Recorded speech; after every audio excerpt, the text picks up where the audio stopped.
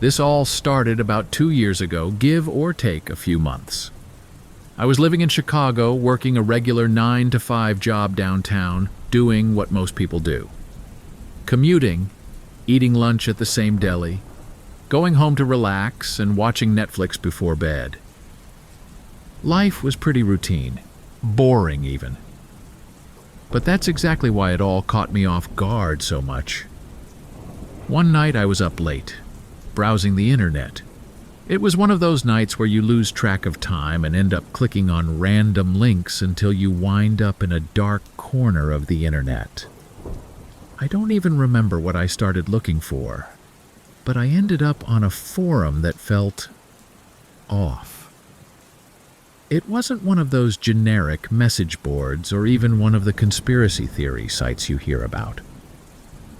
It felt way darker, like the people here were into things you don't even want to think about. I should have just closed the tab and gone to bed, but I was curious. I started reading through the posts. Some of it was typical stuff, complaints about the government, rants about society.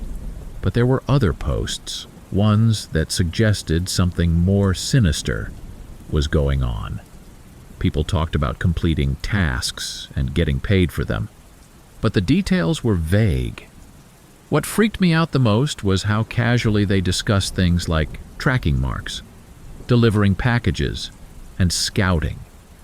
The more I read, the more I realized these weren't just random internet trolls. This was organized. That's when I saw it. My name. There it was, plain as day, in one of the threads. At first I thought it was a coincidence. There are plenty of people with my name, right? But then I noticed the details. It wasn't just my name. They had my job, my neighborhood, even the make and model of my car. I felt my stomach drop. It was like being punched in the gut. I scrolled through the post, trying to make sense of what was happening, but all the details were there.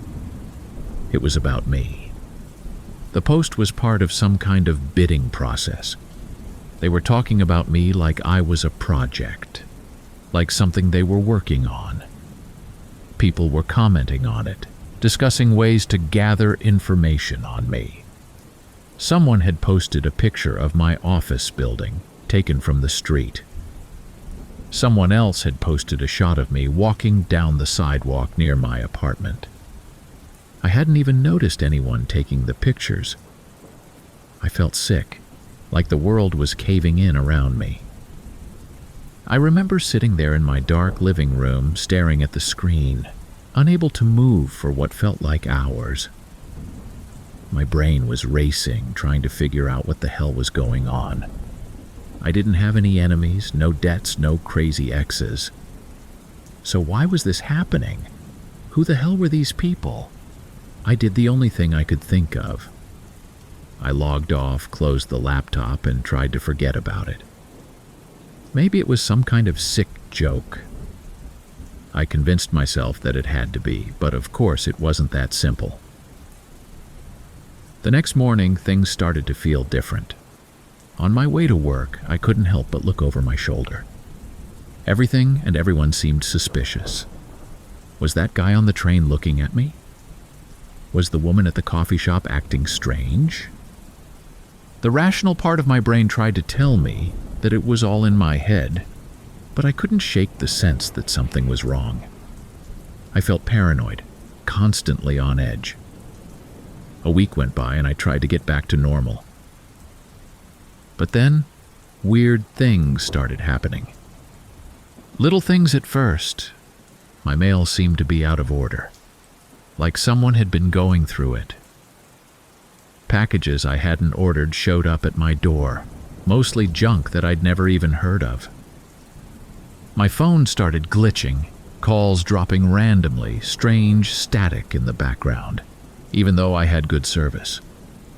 I tried to tell myself that it was all just a coincidence, but then the bigger stuff started happening.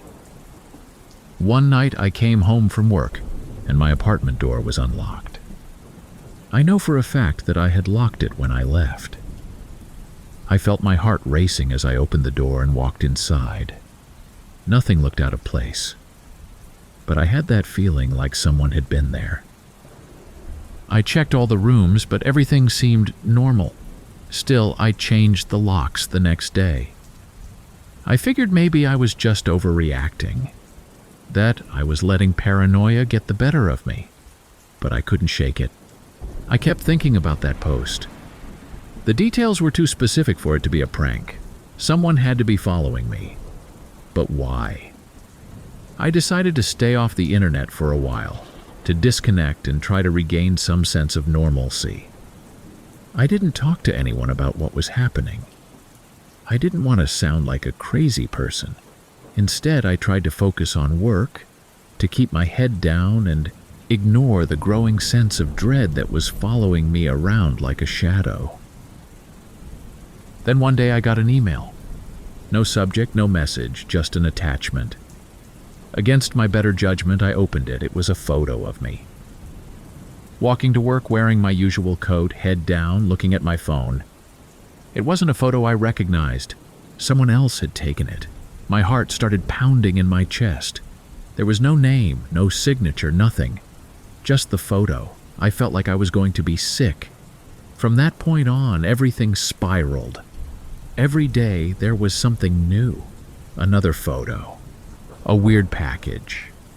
Random people knocking on my door, asking for someone who didn't live there. Once I got a delivery of a pizza I hadn't ordered. The delivery guy said someone had paid in advance, online. I never found out who it was. At work, I started noticing strange cars parked outside my building. I'd see the same one over and over again in different spots. On the street, in the parking garage, outside the coffee shop I always went to. I never saw who was driving it, but it was always there. Black, tinted windows, nondescript. I started taking different routes to work, trying to lose the feeling of being followed, but it didn't help. The car was always there. One night I got home late. It had been a long day at work and I was exhausted. As I walked up to my building, I noticed something odd. The streetlight near my building was flickering, which wasn't unusual in itself. City lights go out all the time. But as I got closer, I realized that it wasn't just flickering randomly. It was timed, like someone was turning it on and off deliberately. I stopped walking, just standing there on the sidewalk, staring up at the light. I don't know how long I stood there, but eventually I decided to just ignore it and go inside. That was a mistake. When I got inside my apartment, I noticed something was off. It was subtle at first. Small things out of place, like my shoes weren't where I'd left them, or the books on my coffee table had been rearranged. I tried to convince myself that I was just imagining it, but the more I looked around, the more I realized that someone had been inside. Again, I didn't sleep at all that night. I just sat in my living room, every light on, staring at the front door, waiting for something to happen. Nothing did, but that didn't make me feel any better. The next day, I went to the police. I didn't tell them everything, but I told them enough. I reported the break-ins, the packages, the strange emails.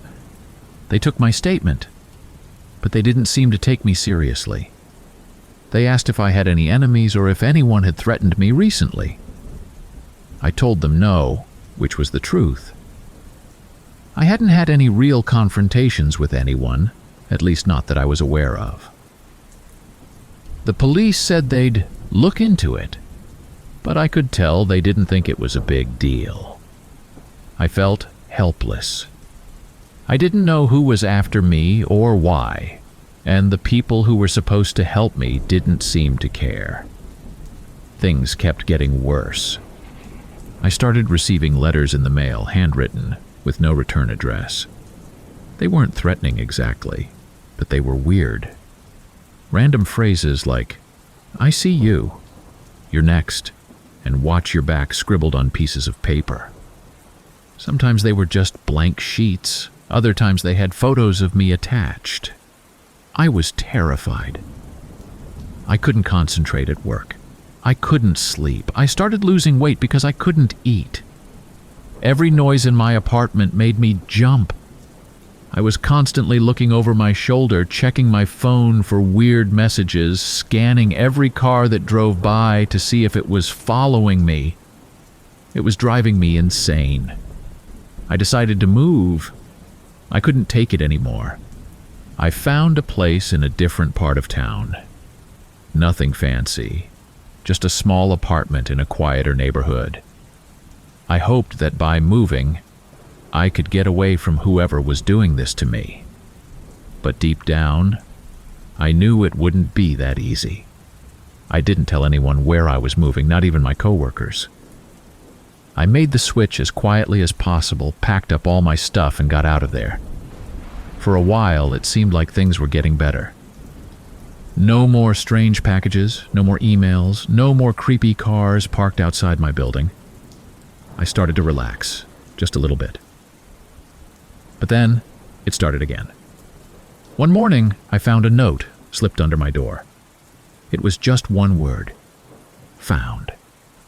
That was all it said, but it was enough to send me spiraling all over again. How did they find me?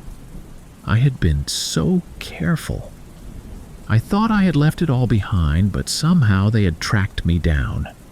The paranoia came flooding back. Every time I walked down the street, I felt like someone was watching me. I started checking my phone constantly, looking for any signs of hacking or tracking, but I couldn't find anything. It was like they were ghosts, always one step ahead of me. I don't know how long I can keep living like this. I've thought about leaving the city, maybe going somewhere remote where no one can find me. But I know it's probably too late for that. This whole thing started about 1.5 years ago. I live in Boston, not far from the city center, but in one of those quieter neighborhoods where most of the buildings are apartment complexes or older townhouses. It was around the time when COVID restrictions were easing up, and I was spending more time online, probably like everyone else. I don't even remember how it happened exactly, but one night, I fell into a rabbit hole on the internet. It started with some YouTube videos about hacking and privacy, which led me to articles about the dark web. I knew the dark web existed, of course, but I'd never really looked into it. Out of curiosity, I did some more research, clicked through a few links, probably not the smartest thing, and ended up on this site that was selling surveillance footage. At first, I didn't think much of it. It was kind of like those videos people post on YouTube from security cameras. People falling down stairs, package thieves getting caught, that sort of thing. But the more I scrolled, the weirder it got. These weren't just random clips. This site was offering live access to hacked cameras, everything from office buildings and warehouses to apartments and homes. They were advertising it like a service, where you could pay to watch live feeds from anywhere in the world. You could even request specific cameras if you knew the address or had the coordinates. It creeped me out, so I closed the tab and went back to watching Netflix. I figured it was just one of those sketchy corners of the internet that I'd stumbled across by accident. About a week later, I was sitting at my desk in my apartment, working from home, when I got a notification on my phone. It was an email from an address I didn't recognize, but the subject line caught my attention. It just said FYI, which was weirdly vague. Against my better judgment, I opened it. The email was short. Just a link and nothing else. I don't know what possessed me to click on it, but I did. It took me to that same surveillance site I'd found before. Only this time, instead of a general homepage with random cameras, it opened directly to a live feed.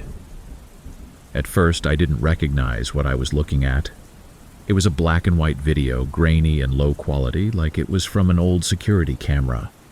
It showed a street, some parked cars, a few trees. It looked like any random street in the city, so I didn't think much of it. But as I kept watching, something started to feel off. The angle of the camera, the way the buildings were positioned, it looked familiar, too familiar. Then it hit me. It was my street. I stared at the screen, my heart racing. The camera was pointed directly at my building, my apartment. I could see the front door, the steps leading up to it, the small patch of grass near the entrance where someone had left their bike chained to the railing. I recognized everything. I didn't know what to do. I refreshed the page, hoping it was just some random glitch or coincidence, but the feed stayed the same. This wasn't just some random camera, it was showing my street. My first thought was that maybe the building's security cameras had been hacked. But I'd never seen any cameras outside. And this didn't look like footage from a professional setup. It looked like it was coming from someone's home system, like one of those cheap cameras you buy online to stick in a window or something. I started feeling uneasy, so I closed the site again. Maybe it was nothing, I told myself. Just some weird overlap. Maybe the street just looked like mine. The next day, I couldn't stop thinking about it. I kept replaying the image of that feed in my mind, trying to convince myself that it wasn't my street, that I was just being paranoid. But something wasn't sitting right. That night, I did a little more digging, trying to figure out what the deal was with that site. There wasn't much info out there, but I found a few forums where people talked about similar things.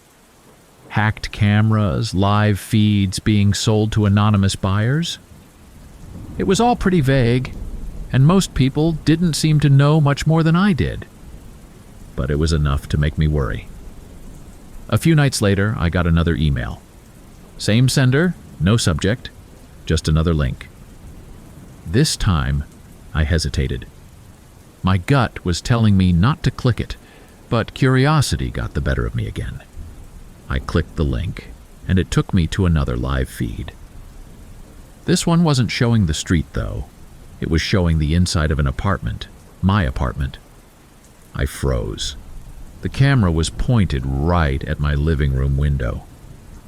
It was the same black and white footage, grainy and staticky, but I could clearly make out the inside of my apartment. The camera was high up, like it was stuck to the outside of the building, facing down through the window. I could see my couch, the coffee table, even the edge of my desk where I'd been sitting earlier that day. My heart was pounding so hard I thought I was going to pass out. I immediately jumped up and ran to the window. I couldn't see anything. No cameras, no strange devices, nothing. I even opened the window and leaned out, looking around the edges, but there was nothing there. But the feed was still live, and it was clearly coming from somewhere nearby. I didn't sleep that night.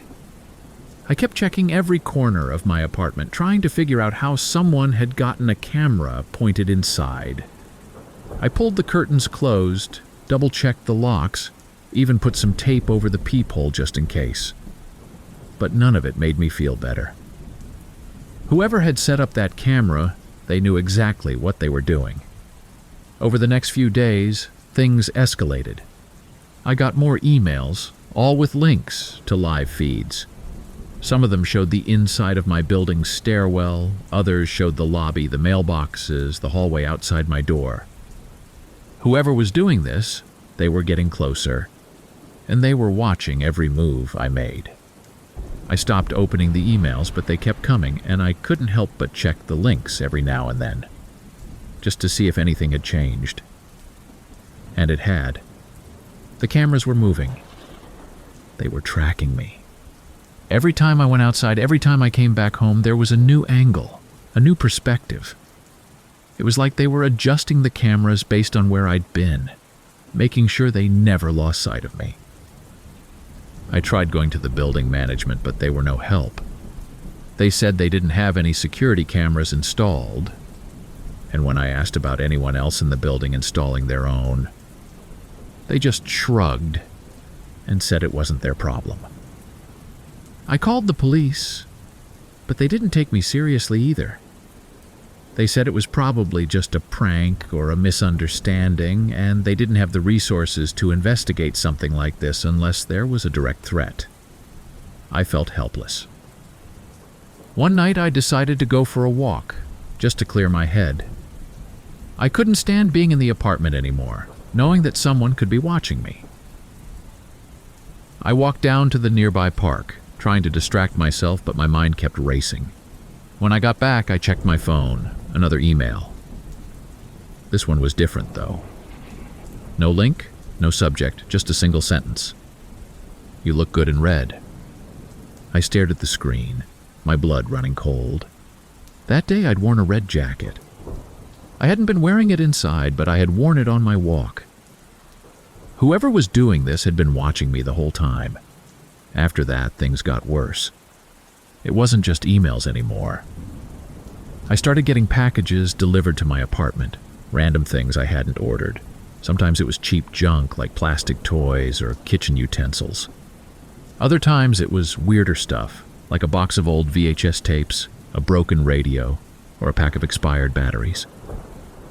There was never a return address, and when I asked the delivery companies, they couldn't tell me where the packages had come from. It felt like a game, like whoever was behind this was trying to mess with my head, slowly driving me insane. I started avoiding my apartment as much as possible. I'd stay out late, crashing at a friend's place or at a hotel whenever I could afford it. But every time I came back, there was something new waiting for me. A new email, a new package, a new camera angle on the live feed. It was relentless. I even tried turning off all the lights and sitting in complete darkness, hoping that if I didn't move, they wouldn't be able to track me. But it didn't matter. The cameras always found me. Every time I checked the feed, they were still there, still watching. I became obsessed with trying to find the cameras. I tore my apartment apart, looking behind every piece of furniture, inside every vent, every nook and cranny where a camera could possibly be hidden. But I never found anything. It was like they were invisible, like they didn't exist. But the feed was proof that they were there. One day, I decided to take a different approach. Instead of trying to avoid the cameras, I'd confront them. I pulled out my phone and opened the latest email.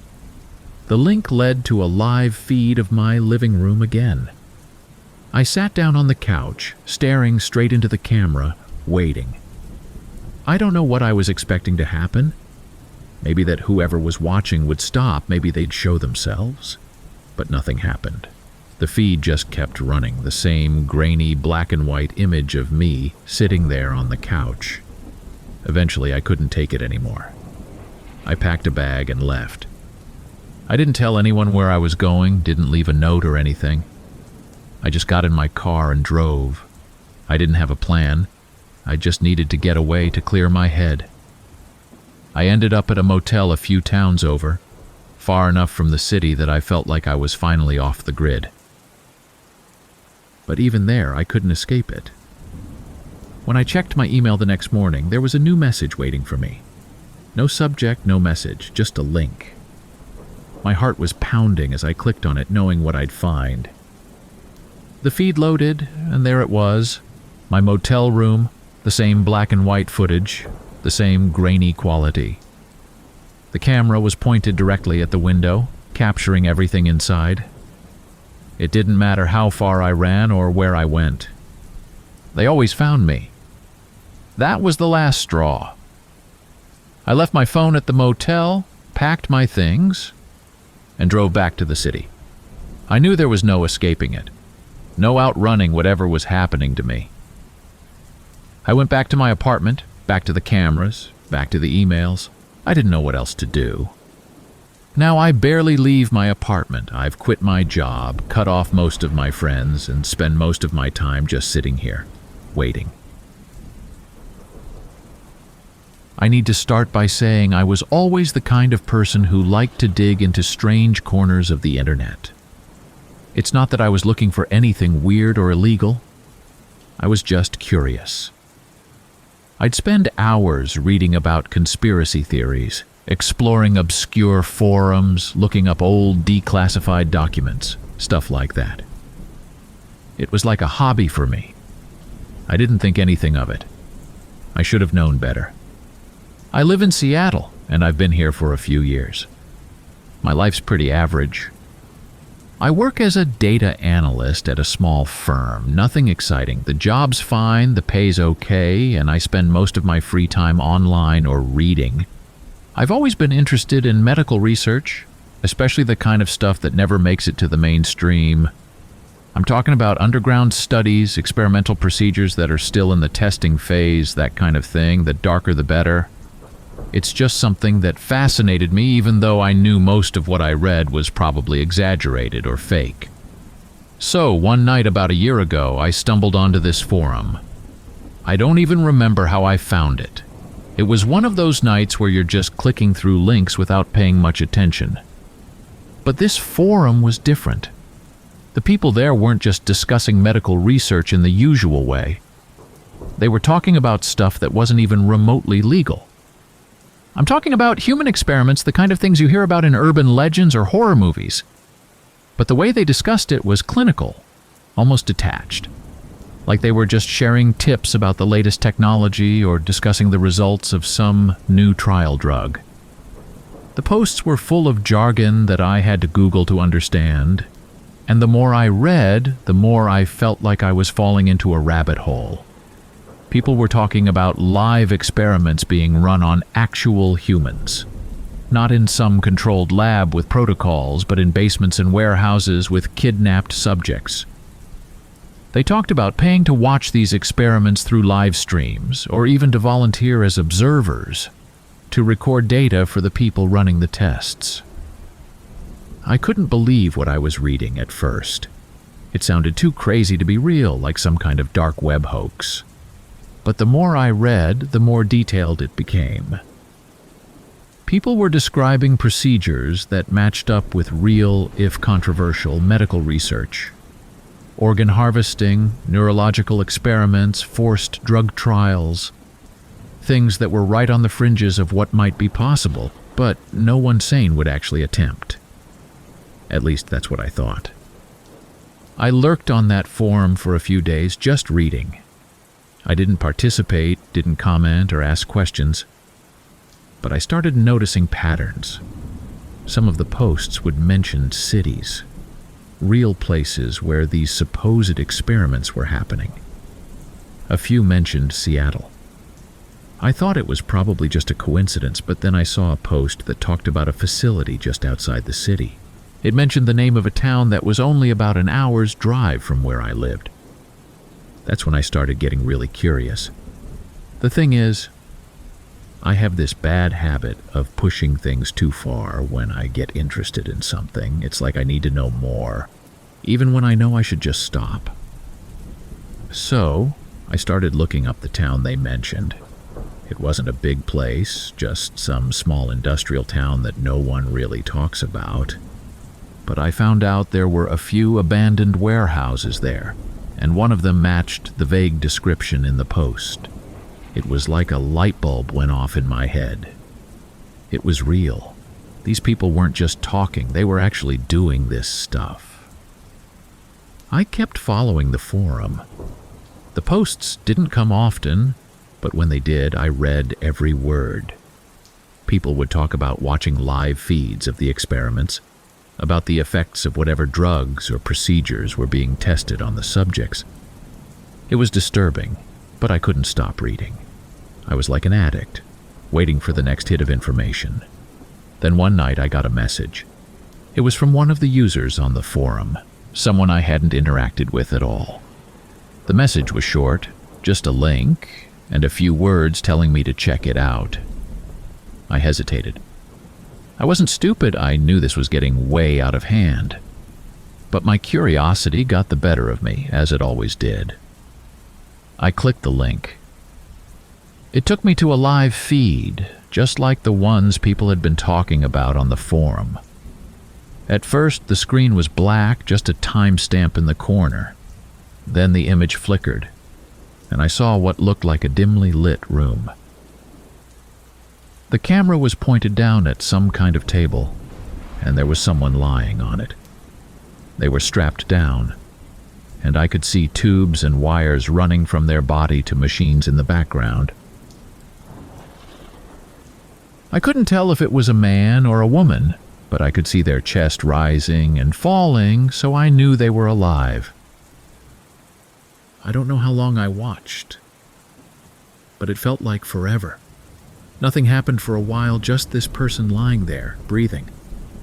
Then someone stepped into the frame. They were wearing a mask, a surgical mask and gloves, and they started adjusting the tubes and wires. I could hear faint noises through the feed, machines beeping, the clatter of metal tools. The person on the table didn't move, didn't make a sound. Suddenly the screen went black again. The feed had cut out. My heart was pounding in my chest. I couldn't believe what I had just seen. It looked real, too real. And that's when it hit me. This wasn't just some sick fantasy being played out on a forum. This was happening. Right now. Somewhere near me. I tried to close the browser, tried to shut it down and pretend I hadn't seen anything. But I couldn't. My mind was racing. What if this was happening in that warehouse? What if these people had been operating right under my nose the whole time? I started to panic, but I couldn't let it go. Over the next few days, I kept checking the forum, hoping to find more information, something that would make sense of what I'd seen. And then a new post appeared. It was from the same user who had sent me the link. They were asking for volunteers, people to watch the live feeds and take notes to help record the data for the people running the experiments. They were offering money. Not a lot, but enough to make it tempting. I knew it was wrong. I knew I should walk away, but I couldn't. It was like something had snapped inside me. I convinced myself that I wasn't doing anything wrong. I wasn't the one running the experiments. I was just observing, just collecting data. That's how I justified it to myself anyway. So I signed up. I created a burner account and messaged the user back, saying I was interested. Within a few hours, I got a reply. They gave me access to a private section of the forum where the live feeds were posted. There were a few other users in there too. People like me, curious, fascinated, maybe a little too eager to see what was going on behind the scenes. For the next few weeks, I watched. Every night, I'd log in and take notes on the live feeds. The experiments were brutal. The people they used as subjects, whoever they weren't there voluntarily. You could see it in their eyes, in the way they flinched and struggled whenever someone came near them. They were being pumped full of drugs, having parts of their bodies cut open, wires inserted into their brains, all kinds of things that I could barely understand. And yet, I kept watching. I don't know why. Maybe it was the same morbid curiosity that had led me to the forum in the first place. Maybe it was the feeling of power that came from being a part of something so secret, so dangerous. Or maybe I had just lost my sense of right and wrong. I don't know.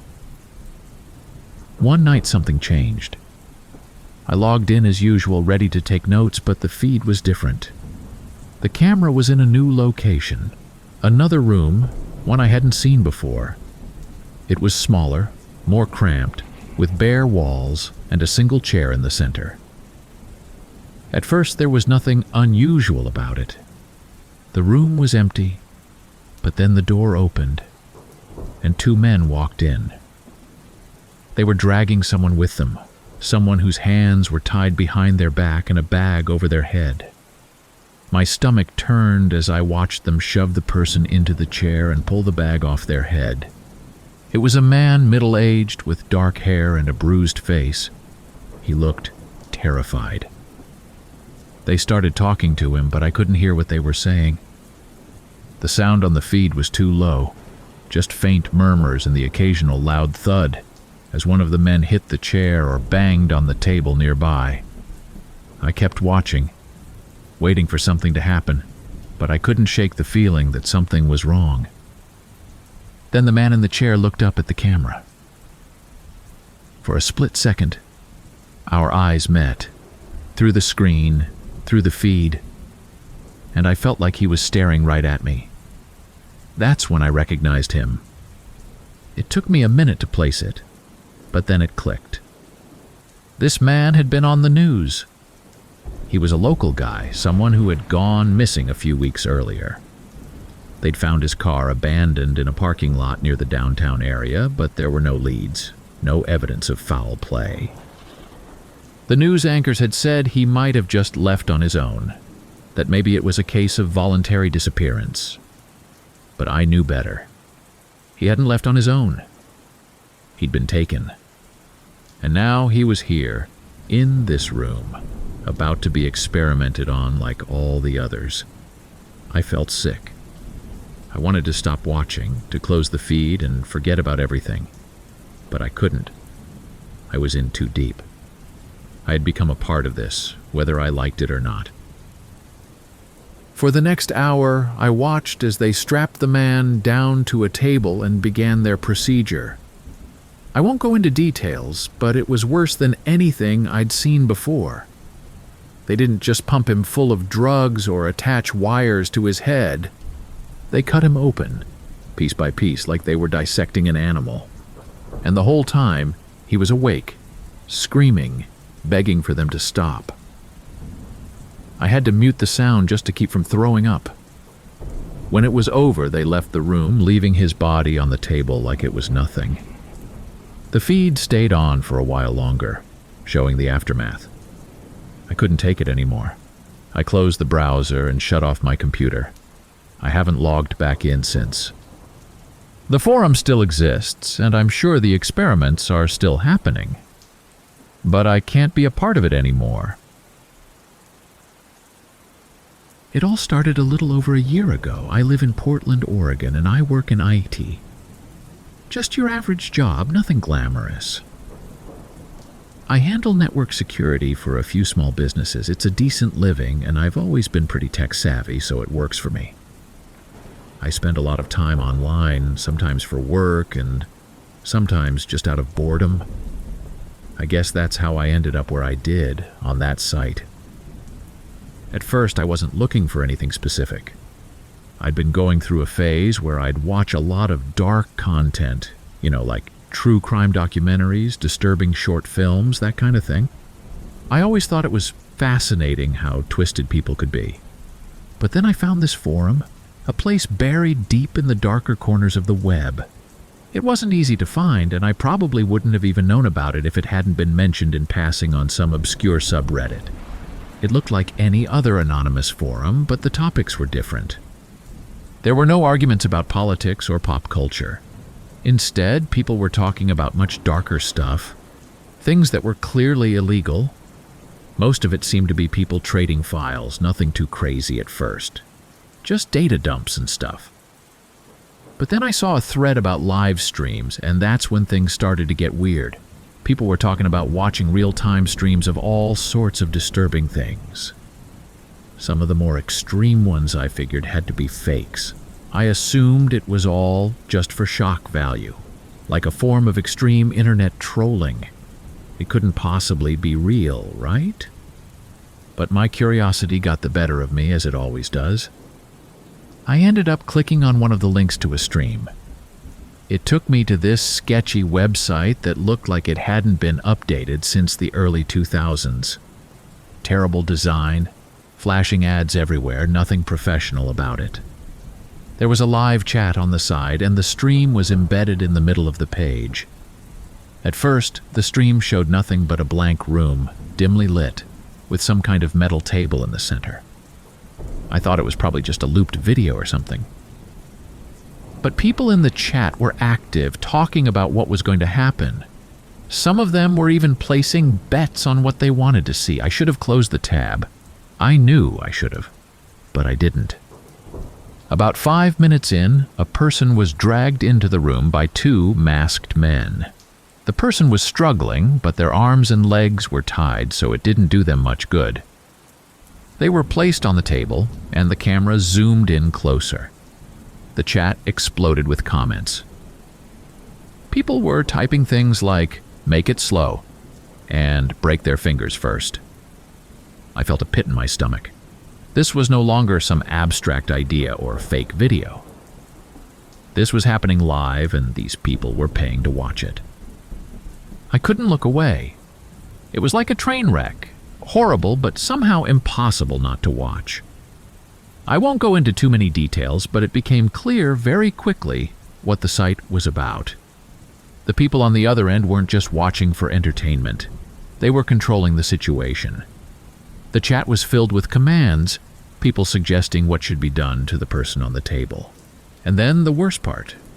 The people running the stream were following the suggestions. They were actually doing what the chat was asking. It wasn't fast or chaotic either. It was methodical, like they had done it 100 times before. I felt sick. I couldn't believe what I was seeing, but I couldn't bring myself to close the browser either. I kept telling myself that maybe it was staged, maybe it was just a sick, elaborate performance. But deep down, I knew it wasn't. It was too raw, too real. The person on the table wasn't acting. Their fear was palpable through the screen. I closed the site after about 15 minutes. It was too much. I didn't sleep that night. Every time I closed my eyes, I saw that room, that table, and the look on that person's face. I tried to tell myself it was a one-time thing, that I'd stumbled onto something dark by accident, and that was the end of it. But of course, it wasn't. The next day, I couldn't stop thinking about it. My mind kept drifting back to the stream, to the people in the chat. Who were they? What kind of people pay for that? I couldn't wrap my head around it. I spent most of the day at work in a haze, just going through the motions without really paying attention. By the time I got home, I was exhausted, but I couldn't relax. I ended up back online, searching for more information about the site, trying to find out if anyone else knew about it or had reported it. I found nothing. It was like the site didn't exist outside of that one hidden forum. A few days later, I got an email. It was from an address I didn't recognize, just a string of random characters. The subject line was blank, and the body of the email contained only one sentence. "We saw you watching." I felt my blood run cold. I didn't know what to do. I thought about replying, but something told me that was a bad idea. Instead, I deleted the email and tried to put it out of my mind. But I couldn't. Over the next few weeks, I started getting more emails. They all came from different addresses, but the messages were similar. Short, cryptic sentences like, "We know who you are," and "Don't look away."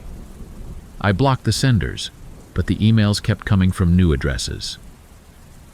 It was clear that whoever was sending them wasn't going to stop. They wanted me to know that they were watching me, just like I had watched that stream. Then the packages started arriving.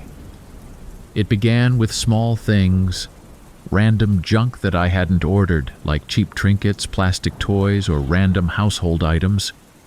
There was no return address on any of them, just my name and my address. At first, I thought it was a mistake, maybe a mix-up with some online orders, but the packages kept coming. And the items inside started getting stranger. One day, I got a box filled with nothing but shredded paper.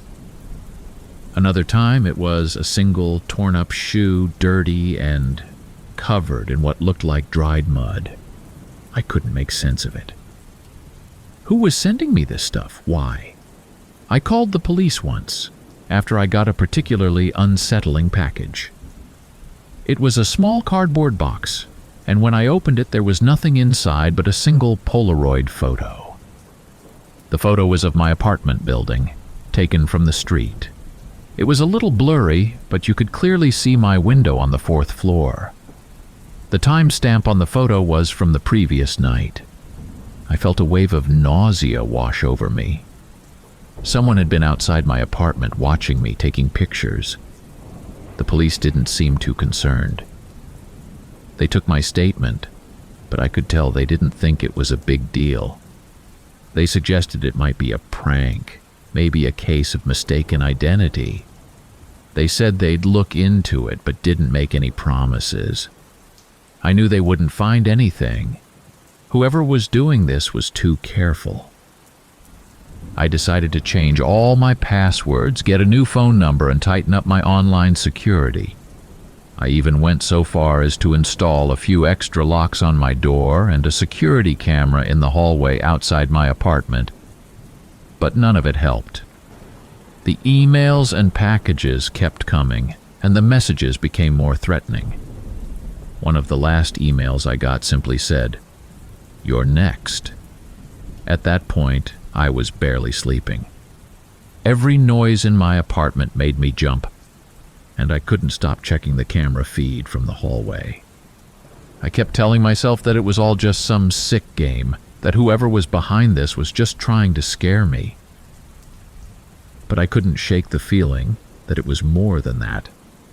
They weren't just trying to scare me, they were preparing me for something. One night, I came home late from work. It had been a long day and I was exhausted. I just wanted to crash on the couch and forget about everything. But as soon as I walked into my apartment, I knew something was wrong.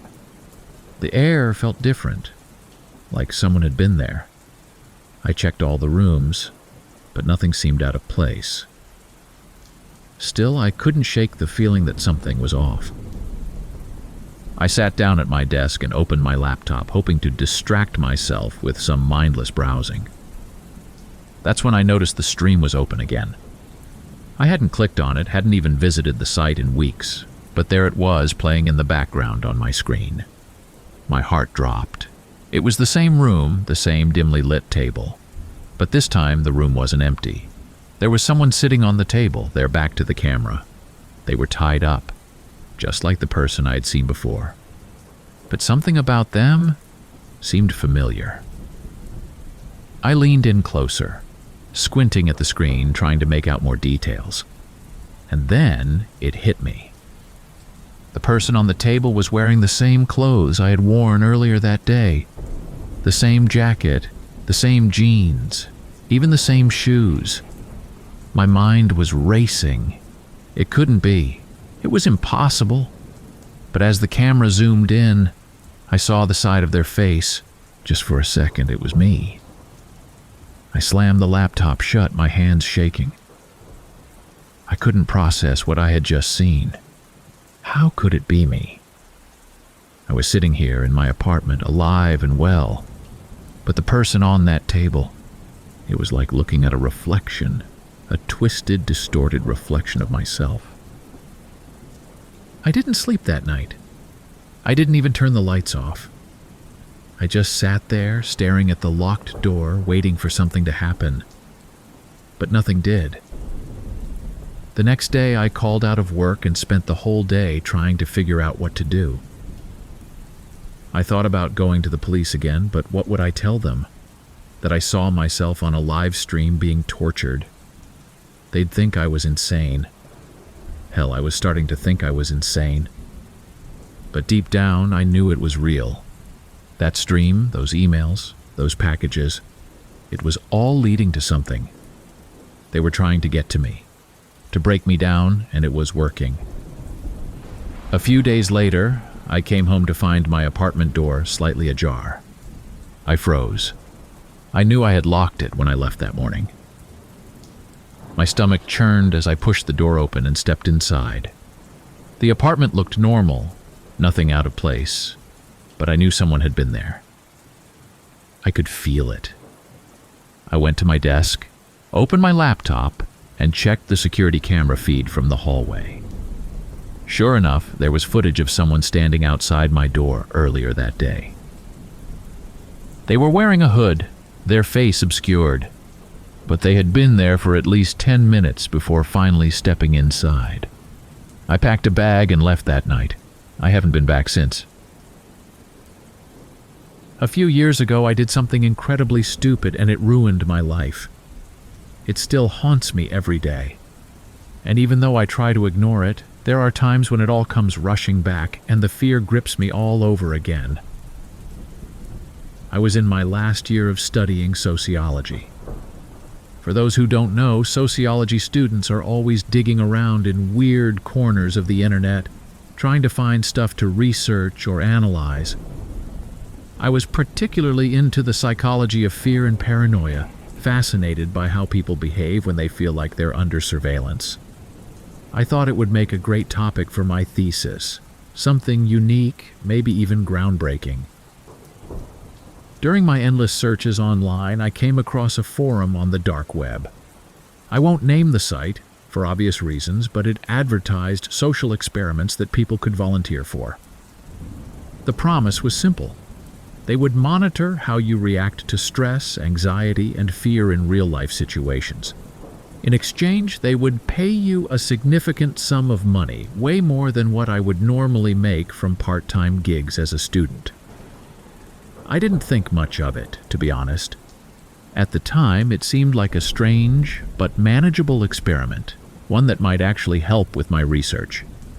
I was curious about how they would measure fear and thought. Maybe they'd give me some kind of psychological evaluation or maybe some harmless tests. I signed up. After submitting some basic details, my name, address, and phone number, I was asked to consent to being monitored for a period of time. The instructions were vague. They mentioned something about surveillance and stress testing, but didn't go into specifics. I assumed they might watch me through my social media or track my browsing habits. As someone who spent a lot of time online anyway, I didn't think much of it. For the first few days, nothing unusual happened. I went about my daily routine, attending classes, grabbing coffee at my favorite spot near campus, and working on my thesis at the library. I almost forgot about the experiment altogether until weird things started happening. It began with little stuff that was easy to dismiss.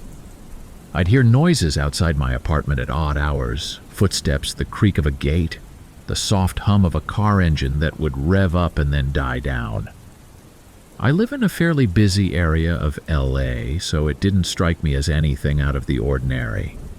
But then, it got weirder. One day, as I was walking back from class, I noticed a car trailing behind me. It was subtle at first, just a glance in the rearview mirror, but as I continued walking, the car kept pace with me. It wasn't speeding up to pass me or slowing down to park. It just kept crawling along beside me. I quickened my pace, turning down a side street, hoping to lose it. When I turned to look, the car had sped off. I didn't think too much about it. I figured it was probably just some lost driver or someone messing with me.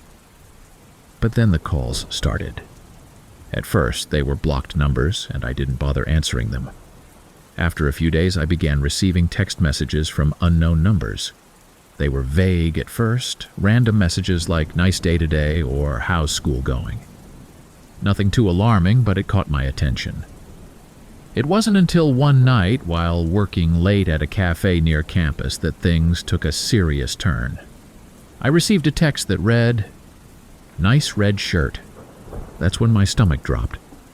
I was wearing a red shirt that night.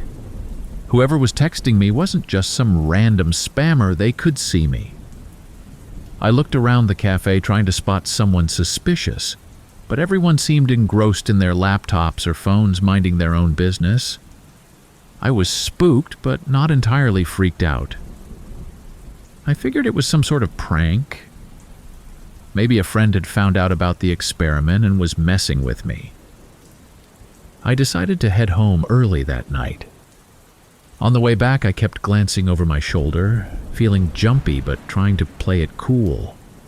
Nothing seemed out of the ordinary. The streets were quiet, the usual late-night sounds of the city surrounding me.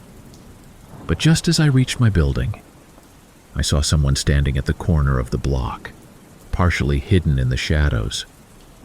They weren't moving, just standing there, almost like they were waiting for me. I hesitated at the door for a second before rushing inside. I didn't even turn around to see if the figure was still there. When I got to my apartment, I locked the door behind me and immediately went to the window. The street below was empty. The figure, whoever they were, had disappeared. I didn't sleep much that night, but I convinced myself that it was all just paranoia. Maybe this was part of the experiment, I reasoned. Maybe they were testing how I would react to fear. I tried to calm down, but my nerves were shot. The next day, things seemed normal again. I went to class, grabbed lunch with a friend, and tried to get on with life. But when I got back home that evening, I found a letter waiting for me on my doorstep. It wasn't mailed. It had been hand-delivered. There was no return address, just my name on the envelope. I opened it carefully, and inside was a single piece of paper with one line written on it. "We're watching." That's when I really started to freak out. I went online to try and find the forum I had signed up for, but the site had disappeared. No trace of it remained. I even tried searching the dark web for similar forums, but nothing came up. I didn't know who to contact or what to do. Over the next few weeks, things escalated. I started getting more letters, always hand-delivered and left at my door when I wasn't home. The messages became more personal. Details about my life, my routine, my friends. They even mentioned specific conversations I had with people. Conversations that had taken place in private. I knew then that they were listening to me somehow, tracking me, following me wherever I went. It wasn't just paranoia anymore. Someone was actively stalking me. I started staying home as much as possible, trying to avoid going out unless absolutely necessary. But even that didn't help. One night, as I was sitting in my apartment, I heard footsteps in the hallway outside my door. They were slow and deliberate, stopping right outside my door. I held my breath, listening as the footsteps stayed there for what felt like an eternity. Then, just as suddenly as they had arrived, they retreated. I ran to the door and peered through the peephole, but no one was there. My heart was pounding in my chest. I didn't know what to do. I thought about leaving LA, going back to my parents' place in Northern California. But I was too scared to tell them what was going on. I didn't want to drag them into this nightmare. Besides, I didn't know if running away would even help. Whoever was behind this seemed to know everything about me. If I left, they could probably find me wherever I went. One day, I came home to find my apartment door slightly ajar. My stomach sank as I pushed it open, half expecting to find someone inside. But the place was empty. Nothing seemed out of place, except for one thing, a single rose on my kitchen table. It hadn't been there when I left that morning. Someone had been inside my apartment. I checked all the locks and windows, but everything was secure. I had no idea how they had gotten in. After that, I stopped feeling safe in my own home. I started sleeping with the lights on, a knife under my pillow, but it didn't make much difference. The fear was constant, gnawing at me every second of every day. I tried reaching out to friends for help, but I couldn't bring myself to tell them the full story. I didn't want to sound crazy or have them think I was losing my mind. One afternoon, I decided to confront whoever was behind this. I sent an email to the address I had used to sign up for the experiment, demanding that they stop harassing me. I threatened to go to the police to expose them. I was angry and desperate, willing to try anything to make this nightmare end. A few days later, I received a response. It was short and to the point. The experiment is over, but we'll always be watching. After that, things seemed to quiet down. The texts and letters stopped, and no one followed me anymore. I tried to move on with my life, but the damage was already done. I was constantly looking over my shoulder, wondering if they were still out there, watching me. Every time I heard a noise outside my door, I would freeze, waiting for something terrible to happen. Even now, years later, I still can't shake the feeling of unease. I've changed my phone number, moved to a new apartment in a different part of the city, but it doesn't help. The fear is always there, lurking in the back of my mind. I don't know if I'll ever feel safe again. About 3 years ago, when I was a senior at the University of Washington in Seattle, back then I was really into tech and online privacy, probably a little too into it, to be honest. I was a computer science major, and a lot of my classmates were obsessed with things like encryption, secure networks, and keeping their online presence locked down. It was kind of the culture among us. We were all pretty paranoid about our data getting out there. I wasn't exactly paranoid, but I was definitely fascinated by the idea of anonymity, especially in a world where everything seemed so connected. I'd read stories about people who managed to erase themselves from the grid, people who started fresh with new names, new lives, and no trace of their old selves. It sounded exciting, like a modern-day escape.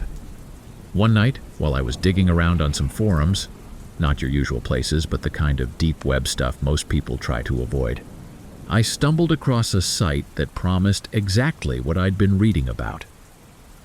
They claimed to offer a service that could create new identities, completely untraceable with everything you'd need: documents, online profiles, bank accounts, you name it. The idea wasn't entirely new to me. I'd read about services like this before, but they usually catered to criminals or people trying to disappear for darker reasons. Still, I was curious. I wasn't planning to run away or anything. I just wanted to see if it could really be done. If you could actually create a new version of yourself online that no one could trace back to you. I told myself it was for research. Maybe it was, at first, but the deeper I got into it, the more it felt like a challenge. I wanted to see how far I could go. The site wasn't easy to navigate, but after a lot of digging, I found the section that offered identity creation. The first thing they asked for was some basic personal info. Nothing too invasive, just stuff like my name, address, and date of birth. I hesitated at first, but I figured it couldn't hurt. I gave them the info, and after that, things started moving fast. They asked for more details, things like my social security number and bank information. That's when I should have stopped. Any rational person would have realized that this was a huge red flag. But I was cocky. I thought I knew what I was doing, that I could control the situation. So I gave them what they wanted. For a few days, nothing happened. I figured the whole thing had been a waste of time, some kind of scam, and I'd just have to cancel my bank account and get a new one to be safe. But then things started getting weird. I first noticed it when I tried to log into my bank account one afternoon. I'd just finished class and was checking to see if my paycheck had cleared from my part-time job at a local tech repair shop. But when I tried to log in, the system kept rejecting my password. I thought maybe I'd forgotten it or typed it in wrong, so I went through the whole process of resetting it. When I finally got back in, I saw several transactions that I didn't recognize, large sums of money being moved in and out of my account. It didn't make any sense. The transactions were happening at times when I hadn't even been near my computer. I immediately called my bank to report it. But while I was on the phone with them, the agent told me that my account had been flagged for suspicious activity and had already been temporarily frozen.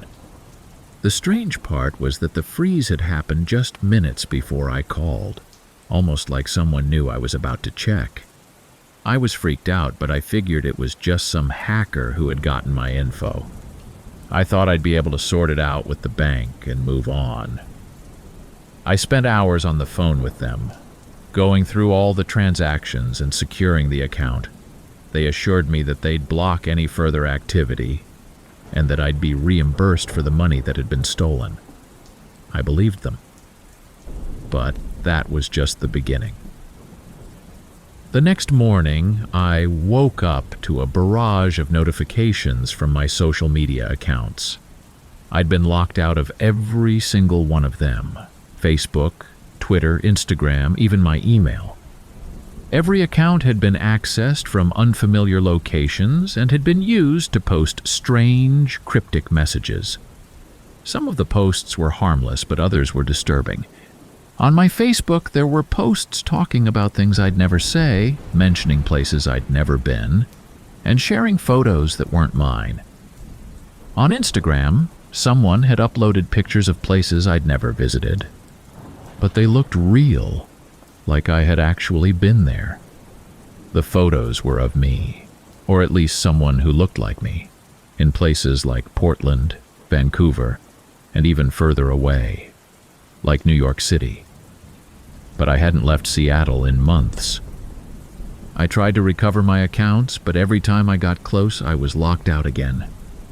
It was like someone was one step ahead of me, waiting for me to try to fix things so they could screw them up again.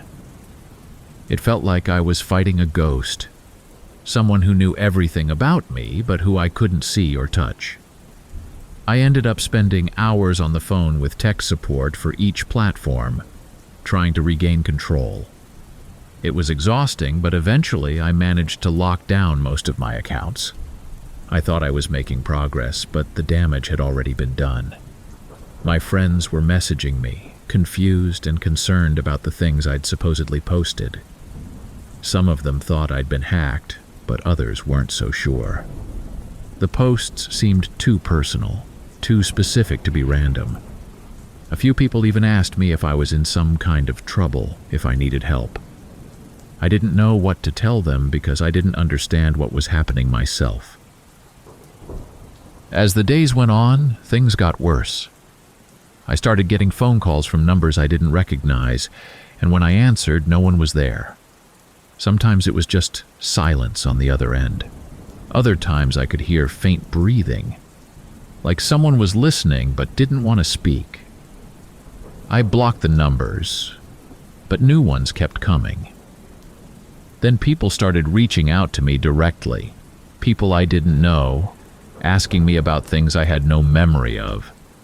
Some claimed we'd met in person at events or parties in cities I'd never been to. Others said they'd worked with me on projects that didn't exist. They had details, specific things about me that only someone who knew me could possibly know. But I had no idea who they were. I began to realize that whoever had stolen my identity wasn't just hacking into my accounts. They were living as me. They were creating a version of me that I had no control over. And the scariest part was that they were doing a damn good job of it. One day, I got a call from a number that looked familiar.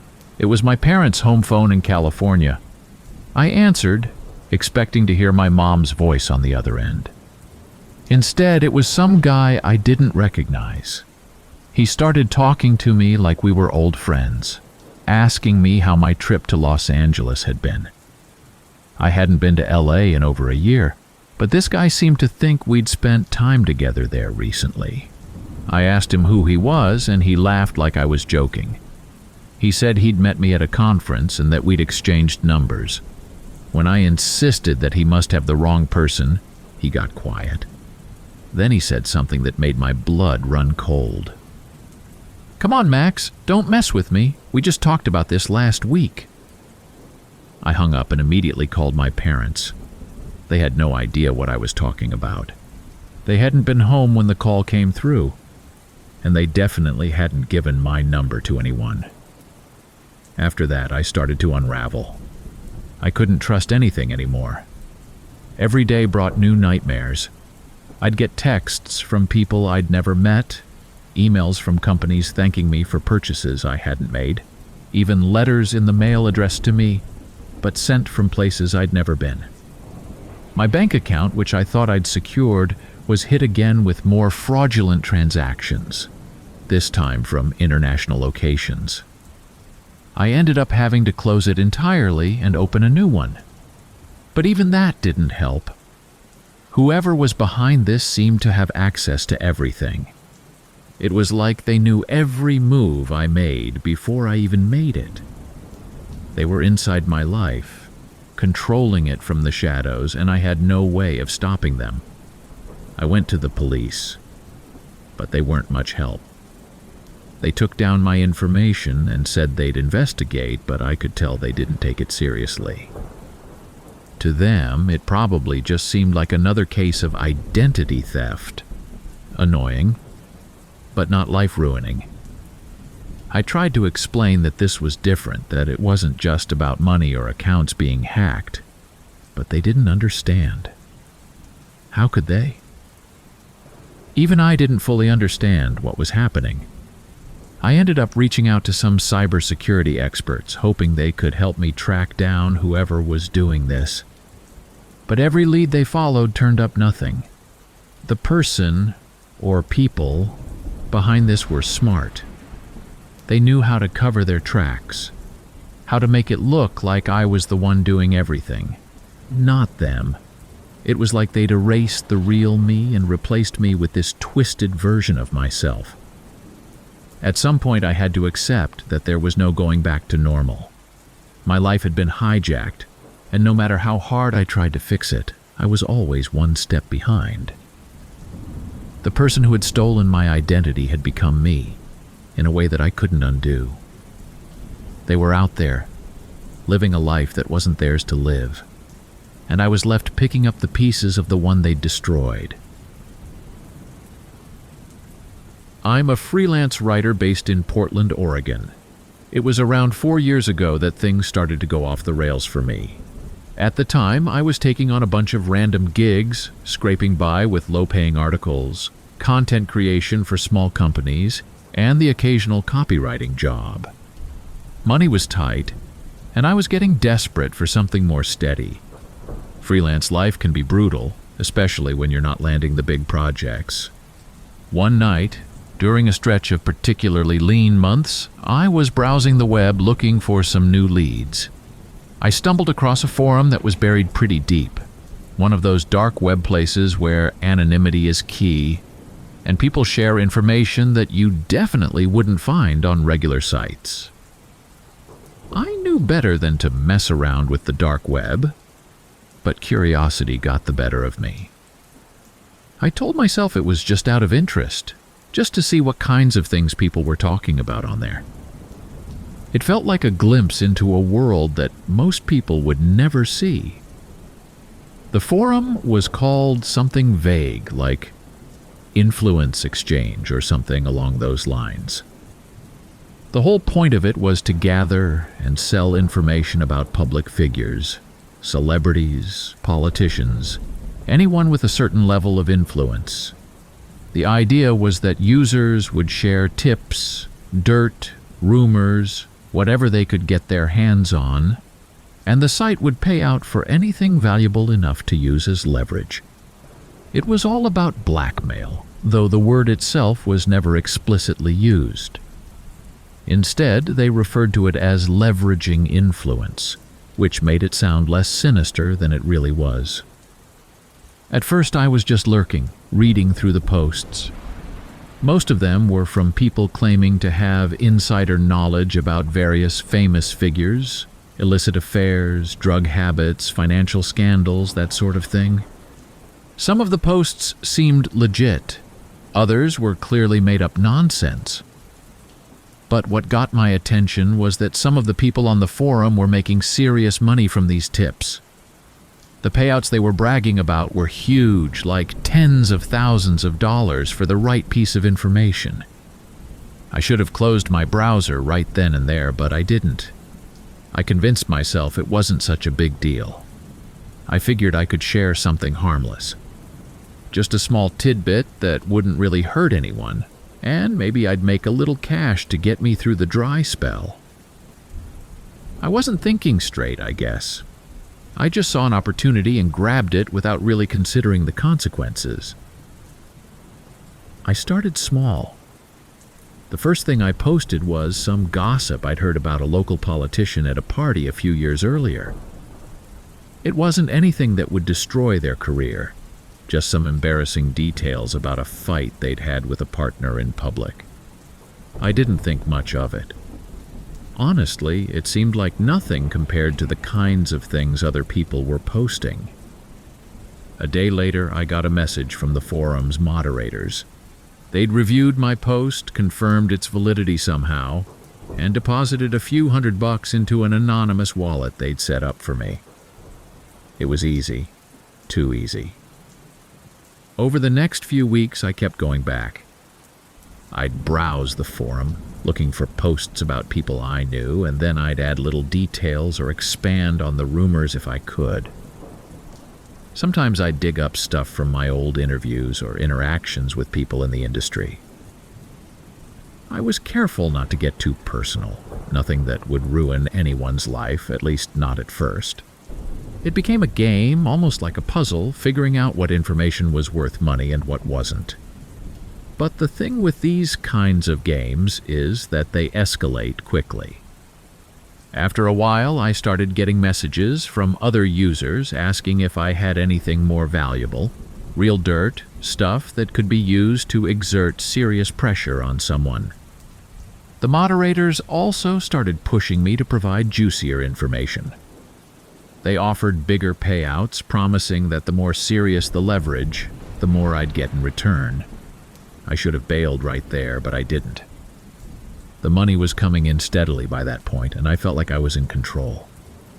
I thought I could play the game without getting too deep. Then one day, I got a message from someone on the forum who claimed to have hacked into my phone.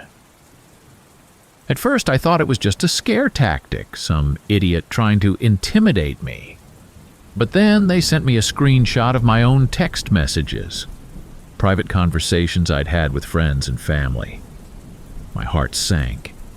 They had access to everything. It wasn't just my messages either. They'd gotten into my photos, my email, my bank accounts, everything. I immediately went into damage control mode. I tried to wipe my phone, change my passwords, lock down my accounts, but it didn't matter. They were already inside, and there was no way to get them out. A few days later, I got another message. This time they attached a bunch of personal photos, intimate photos that I never intended anyone else to see. They threatened to release them if I didn't keep providing information. That's when it hit me. I was trapped. I tried to explain to them that I didn't have anything more to give, but they didn't care. They demanded more, and when I hesitated, they sent another threat. This time it was a copy of my bank records, showing that they'd drained several $1,000s from my account. I was completely at their mercy.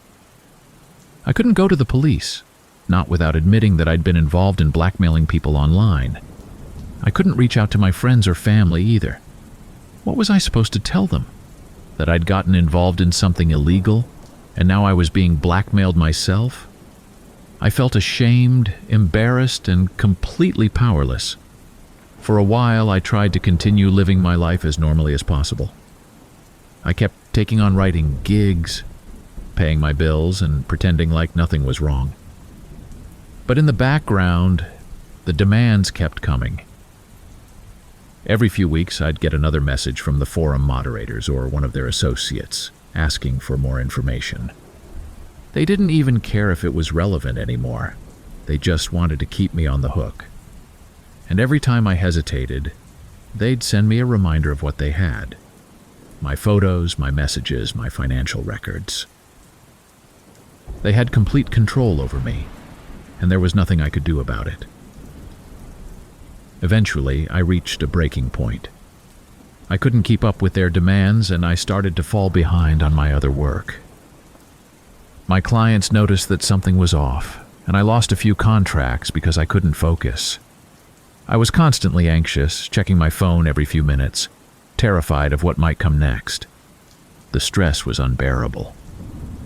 I barely slept, and when I did, I had nightmares about my life falling apart, about everything being exposed.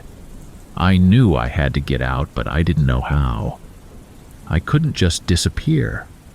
Not without abandoning everything and everyone I cared about, so I did the only thing I could think of. I started feeding them false information. I made up stories, created fake scandals, fabricated details about people who didn't exist. I figured if I could keep them busy with bullshit, maybe they'd back off for a while and I could figure out a way to fix this mess. For a while, it seemed to work. The messages slowed down and the demands became less frequent. I started to think that maybe I'd found a way out, that I could bullshit my way through this until they lost interest. But that hope was short-lived. One day I got a package in the mail. There was no return address, just my name scrawled across the front in thick black marker. Inside was a single piece of paper with a message typed out in bold letters. "We know you're lying." My stomach dropped. I don't know how they figured it out, but they knew. They knew I'd been feeding them fake information, and now they were angry. The next few days were a blur of panic and fear. I kept waiting for the other shoe to drop, for my photos to start circulating online, for my bank account to be emptied again. But nothing happened. The silence was almost worse than the threats. It was like they were waiting for the perfect moment to strike. That was a few months ago. Since then, things have been quiet. Too quiet. I haven't heard from the forum or its moderators, but I know they're still out there. I don't know why they've gone silent. Maybe they've moved on to another victim, or maybe they're just biding their time, waiting for the right moment to destroy me. Every day, I wake up expecting to see my private life plastered all over the internet. But so far, nothing has happened. I used to live a pretty normal life. I'm a lawyer in my early 30s, living in Chicago. Back then, I had a decent career, good friends, and a pretty solid social life. Nothing extraordinary, just normal. I worked hard, hung out with my friends on the weekends, and occasionally posted on social media like everyone else.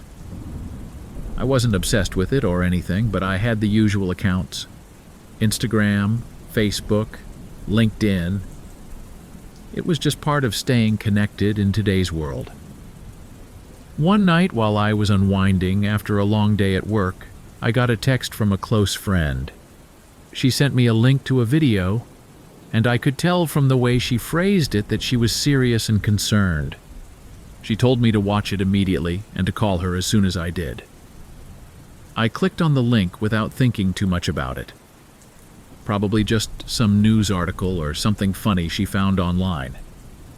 It wasn't anything like that.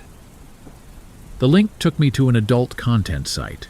At first, I thought it had to be some kind of mistake. Maybe she'd sent me the wrong link. But when I hit play, my heart dropped. The video was of me, or at least it looked like me, in a very graphic situation that I had never been in.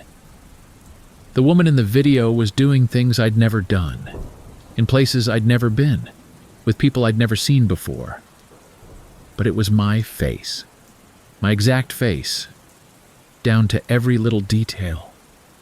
The expression, the way the hair fell, even the slight scar on my forehead, it was all there staring back at me. I immediately called my friend, my voice shaking, trying to figure out what the hell was going on. She told me she hadn't believed it was really me, but the resemblance was uncanny. She'd been sent the video by someone she didn't know, and the message that came with it was vague but creepy. It was something like, "Thought you should see what your friend is up to." She hadn't responded, but she couldn't stop thinking about it. And after a couple of days, she worked up the courage to send it to me. I was in shock. I couldn't wrap my head around it at first. How could this even be possible? I had never done anything like what was in the video. I barely dated, let alone filmed myself in these kinds of situations. But the more I watched, the more I started to question myself, not because I thought I'd been secretly filmed, but because it was so realistic that it made me feel sick. It was as if someone had found a way to crawl into my skin, wear my face, and act out these scenes as me. Over the next few days, I tried to forget about it. I blocked the site, blocked the person who had sent the video to my friend, and reassured myself that this had to be some kind of one-off mistake, something I wouldn't have to deal with again. I thought I could move past it if I just ignored it. But that's not how things work on the internet. Once something is out there, it's out there for good. A few weeks later, it happened again. This time, it wasn't just one video. There were dozens of them. Different scenarios, different men, different locations. Each one featured my face, my likeness, and it was always something graphic, humiliating, and disturbing. It wasn't just my face pasted onto another body. It was seamless. Whoever had made these videos knew what they were doing, and they were doing it with terrifying precision. The worst part was how the videos spread. They were being shared on social media, sent around in group chats, and linked to on forums.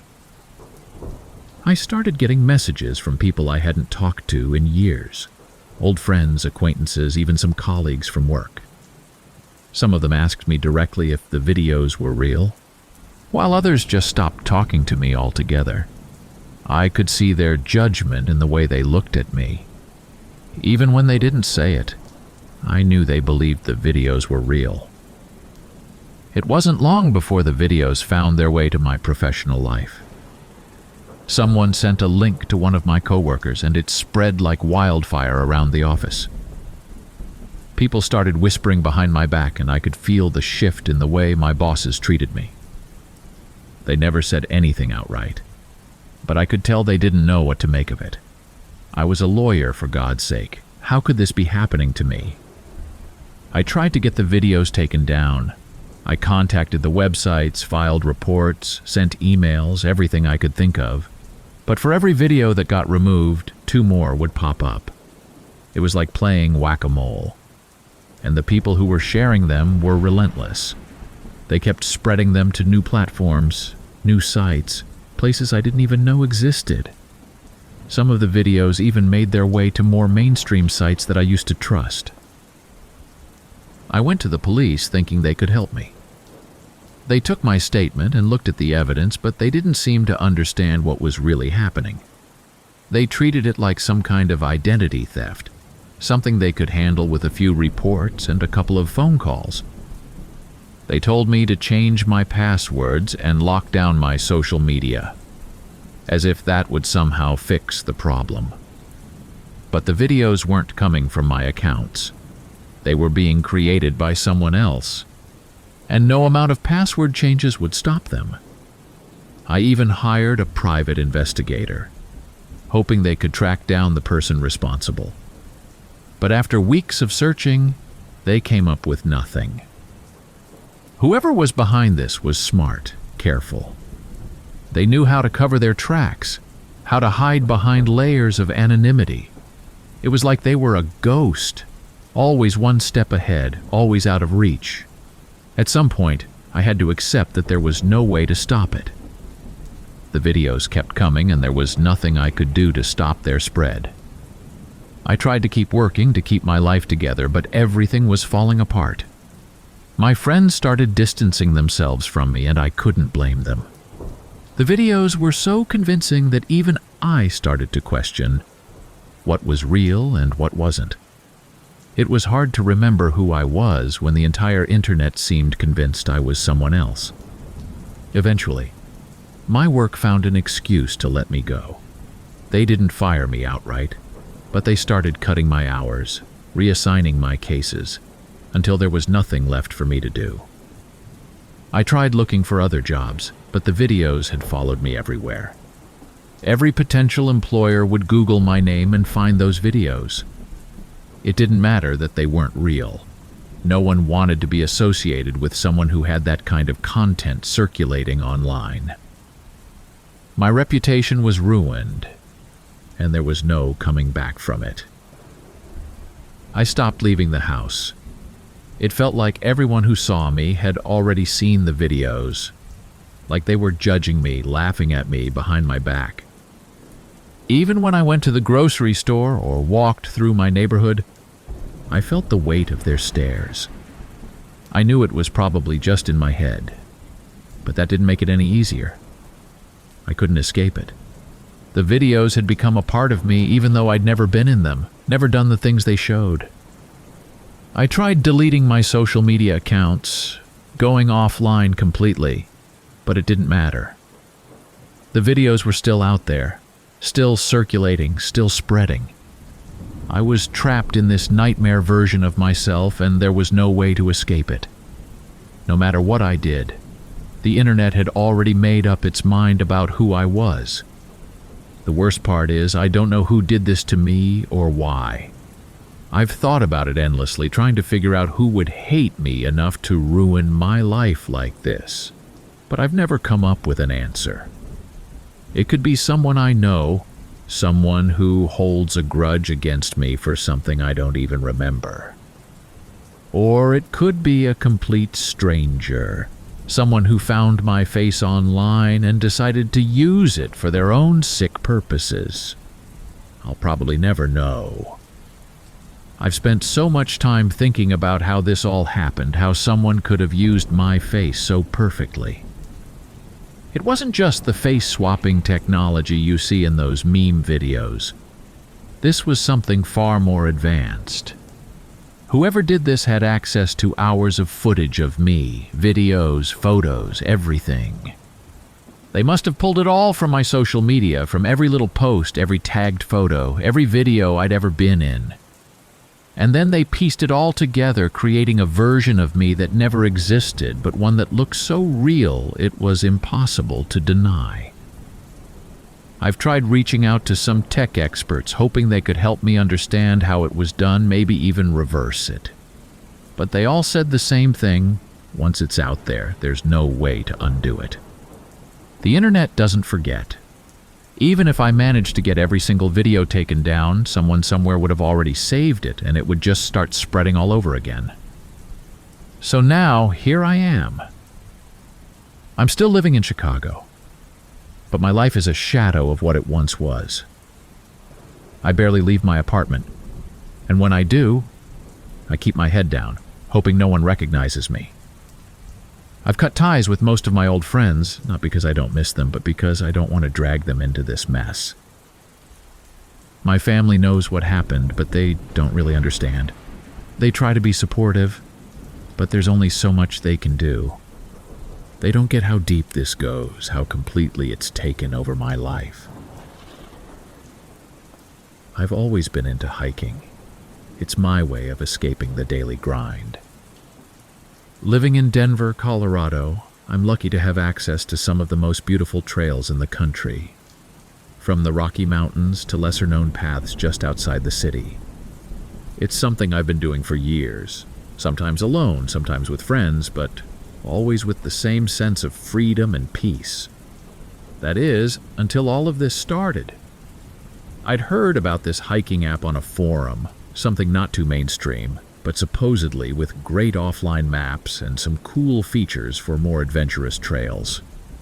It wasn't on the regular app stores, which should have been my first red flag, but I was always looking for new spots to explore, so I downloaded it directly from the site. It seemed legit enough.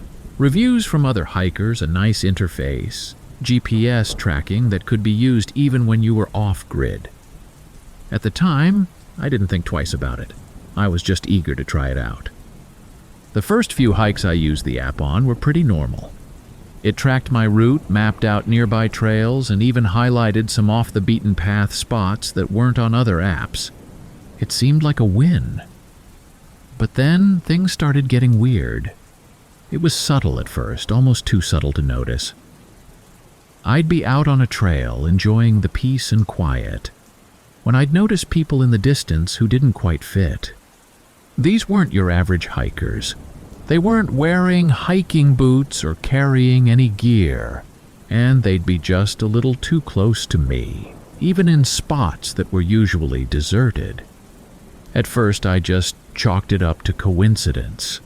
After all, I wasn't the only one who liked to get away from the popular trails. Maybe these people had just found the same hidden gems that I had. But then it kept happening. No matter where I went, I'd find the same type of people, always just out of sight, but close enough that I'd notice them. And it wasn't just once or twice. It was every hike. Even in the most remote areas, I'd see someone lurking at a distance, hanging back as if they were trying not to be seen, but making themselves known just enough to make me uneasy. One time, I was hiking a relatively difficult trail near Mount Evans. I had planned it as an all-day trip and started early to avoid the midday heat. The trail was pretty rugged, and I didn't expect to see anyone else for most of the hike. But about halfway through, I noticed someone behind me. I only caught a glimpse of them at first, just a flash of movement through the trees. When I stopped to look, they disappeared, so I figured it was just my imagination playing tricks on me. But as I kept going, I noticed them again. They weren't close enough for me to make out any details, but I could see the outline of a person, always staying just out of reach. No matter how fast or slow I went, they kept the same distance. It was like they were matching my pace, never getting closer, but never falling behind either. I decided to take a break at a small clearing near a stream. I sat down to eat something and catch my breath, trying to shake off the uneasy feeling that had settled over me. After a few minutes, I glanced back at the trail and saw them again. This time, they were standing at the edge of the clearing, partially hidden behind some trees. I could see them more clearly now. An older man, probably in his 50s with no hiking gear, just jeans and a jacket that seemed way too warm for the weather. He was just standing there, watching me. I pretended not to notice him and packed up my things, deciding to continue on the trail. As I moved, I kept glancing over my shoulder, but he didn't follow. Still, I couldn't shake the feeling that he was there for a reason. Maybe it was paranoia, but something about the whole situation felt off. It wasn't normal for someone to be that deep into a trail without any gear or supplies, especially not dressed like that. I finished the hike as quickly as I could and made my way back to the trailhead. By the time I got there, the man was gone, and I convinced myself that I was just overreacting. Maybe he'd been lost or just out for a walk, but the whole experience left me rattled. A few days later, I went on another hike, this time at a different spot closer to Boulder. It was a trail I'd done plenty of times before, so I wasn't expecting any surprises. But once again, I noticed someone following me. This time, it was a woman, probably in her 30s, wearing a long coat that seemed totally impractical for hiking. She wasn't too close, but I could see her from time to time through the trees. She never made any attempt to catch up, but she was always there, just far enough away to make it seem like she could have been coincidentally on the same trail. I started to get paranoid.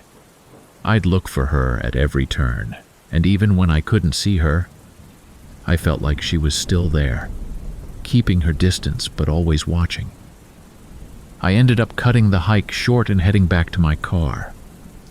As I was packing up my gear, I noticed her standing at the edge of the parking lot, just staring at me.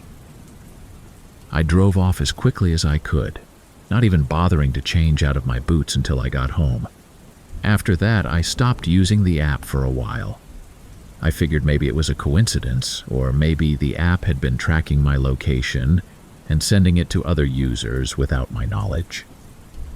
I deleted it from my phone, reset all my privacy settings, and tried to forget about it. But the damage had already been done. Even without the app, the strange encounters continued. I'd go on hikes with different groups of friends, thinking that being with others would keep me safe. But we'd still see people lurking in the distance, always watching but never approaching. It was like they knew where I was going to be, no matter how spontaneous the hike was or how far I traveled from my usual spots. One time, a friend and I drove out to a trailhead about 2 hours south of Denver, way off the beaten path. It was a last-minute decision, and we didn't tell anyone where we were going.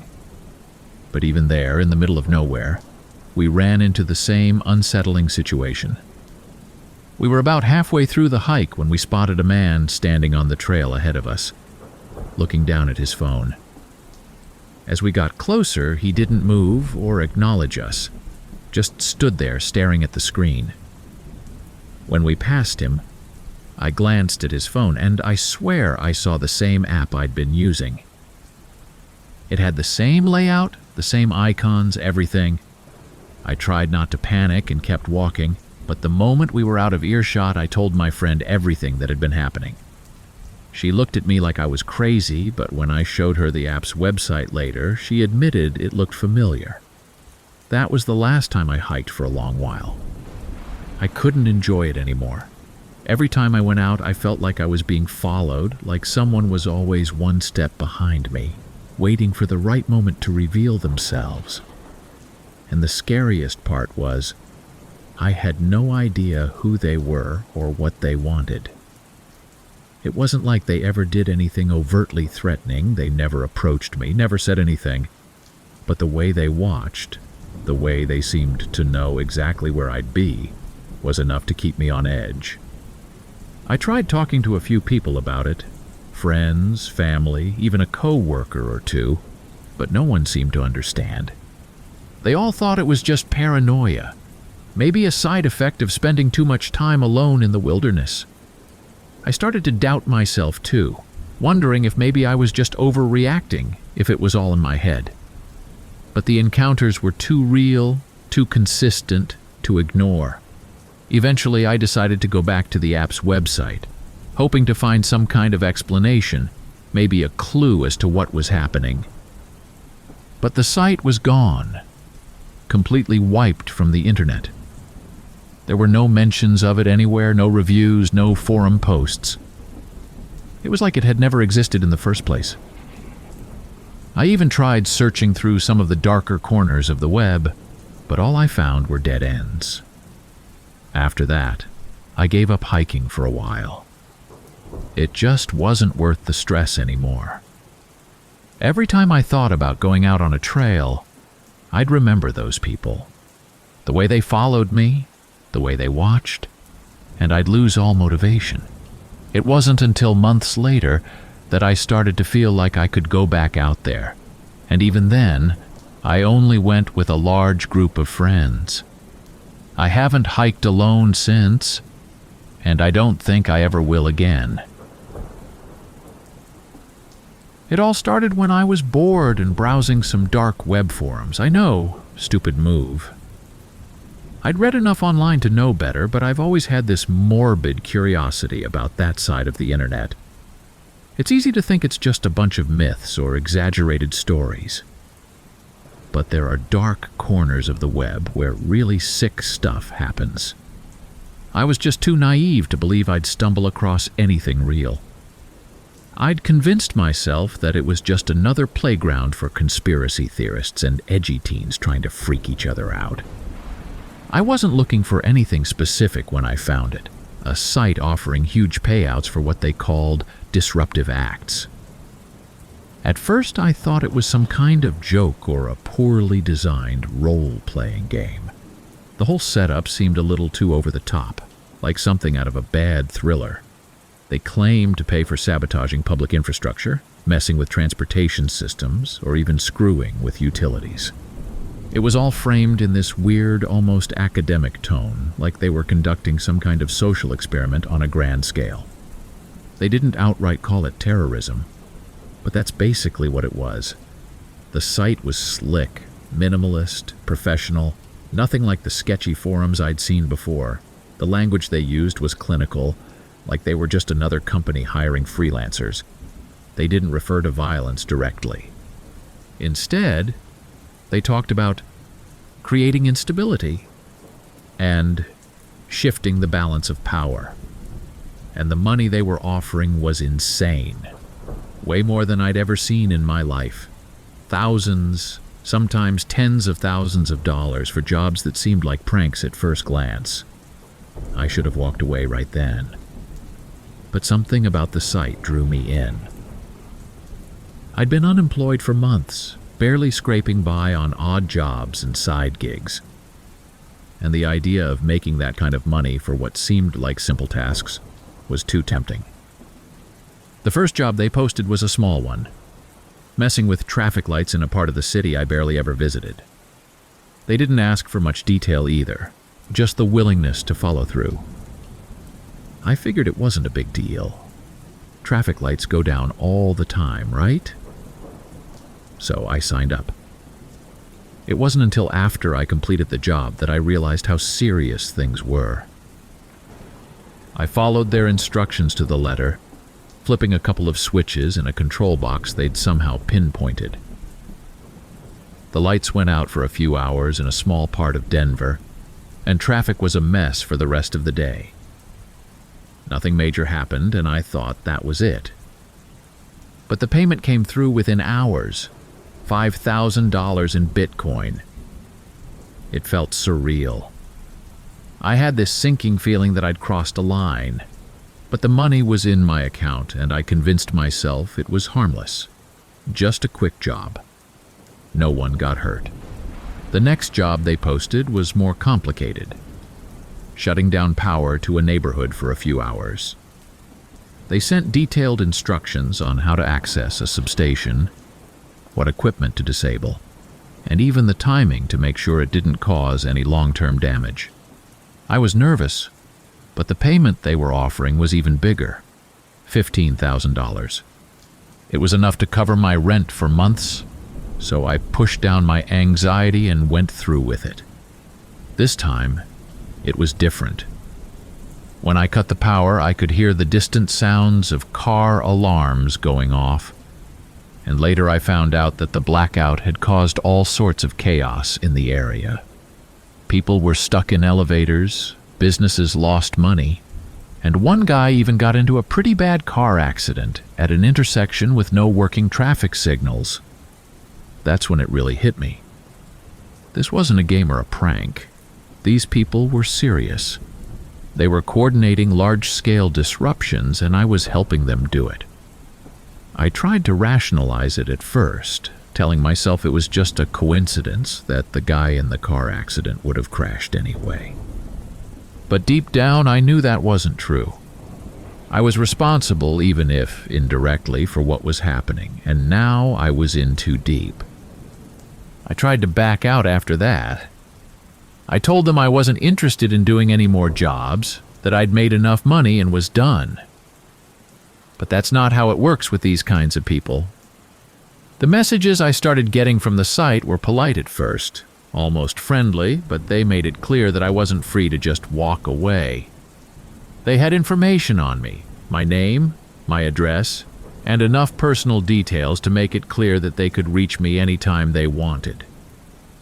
The next job they posted was bigger, and this time they made it clear that there would be consequences if I didn't follow through. It wasn't just some small neighborhood blackout. They wanted me to sabotage a section of the city's water supply. Not poison it or anything, just disrupt it enough to cause panic. I felt sick reading the instructions, knowing what it could do to people. This wasn't just about causing inconvenience. This was about messing with people's lives in a real, tangible way. And now, I didn't have a choice. I remember sitting at my desk for hours that night, staring at the message and trying to figure out a way out of it. But the longer I waited, the more pressure they applied. They sent me reminders, subtle threats, always phrased like business correspondence, but laced with something darker underneath. I didn't know who was behind the site, and they made it clear that I never would. They didn't need to know me personally to make my life hell. They had all the information they needed. When I finally completed the job, it felt like the final nail in the coffin. I spent hours at the site, disabling a valve that controlled water flow to part of the city. It was nerve-wracking, not just because I knew what I was doing was wrong, but because I was terrified of getting caught. I was careful, though. They'd given me specific instructions to avoid leaving behind any obvious signs, and I followed them meticulously. By the time I was done, My hands were shaking so badly I could barely drive home. The fallout from that job was much bigger than anything I'd expected. The water disruption lasted for days and people were panicking. Local news stations covered it nonstop, and I even saw a few interviews with residents who were losing their minds over the lack of water. I was horrified. But what scared me the most was how quickly it became clear that no one had any idea what had really caused the disruption. The city blamed it on a technical malfunction, and that was the end of it. The group I was working for had orchestrated the perfect crime, massive chaos with no trace of the people behind it. I thought that would be the end of it, that after I did the job they'd let me go. But I was wrong. The next message I got from them wasn't a request for another job. It was a warning. They told me I was now invested in their work, and that if I ever thought about going to the police or trying to stop them, they'd make sure everything I'd done came back to haunt me. They even included some photos, pictures of me at the sites where I'd done the jobs, looking over my shoulder, completely unaware I was being watched. They had me cornered, and there was nothing I could do about it. I stopped responding to their messages after that. I shut down the email account they'd been contacting me on, deleted every trace of my involvement that I could find, and went completely off the grid for a while. I even moved to a new apartment, hoping that maybe they'd lose track of me if I laid low. But they didn't. Every few months, I'd get another message from them. Sometimes just a reminder that they were still watching. Other times asking me to check in, as if I was still part of their little operation. They didn't ask me to do any more jobs, but they didn't have to.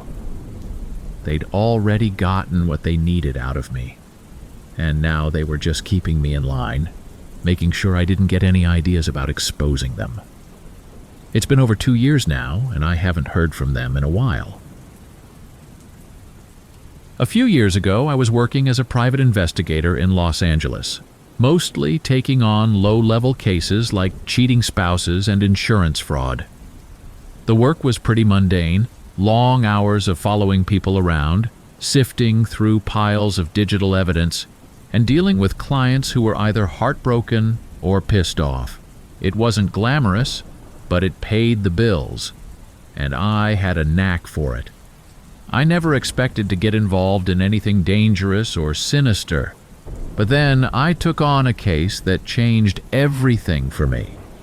It started with a missing person report.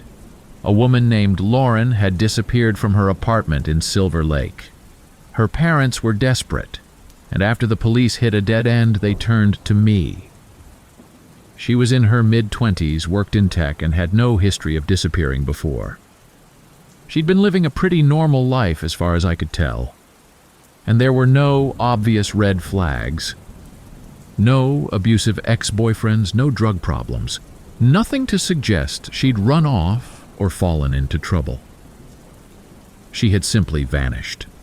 I started with the usual, interviewing her friends, co-workers, and neighbors, checking phone records, credit card transactions, social media activity.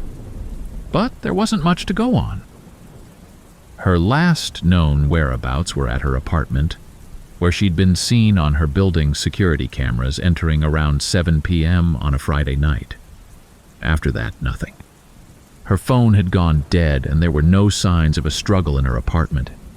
It was like she had just walked out and never came back. I spent weeks chasing leads, but every trail went cold. Her friends were at a loss. Her coworkers didn't have anything useful to offer, and her family was growing increasingly desperate. At one point, I started to think this was going to be one of those cases that never gets solved. I hate admitting defeat, but it happens in this line of work more often than you'd think. Then, out of the blue, I got an email. It was anonymous, sent from a random encrypted service. The message was short and cryptic, just a link to a dark web forum and the words, "This is what you're looking for." Normally, I'd have deleted something like that right away. There are plenty of people who enjoy messing with investigators, throwing us off the trail with nonsense leads. But something about this felt different. I followed the link. The forum was unlike anything I'd seen before. It wasn't your typical dark web marketplace for drugs, stolen credit cards, or illegal services. This place was specific, focused on what they called custom kidnappings. People would post requests for abductions, detailing who they wanted taken, when, and how. The level of detail in some of the posts was terrifying.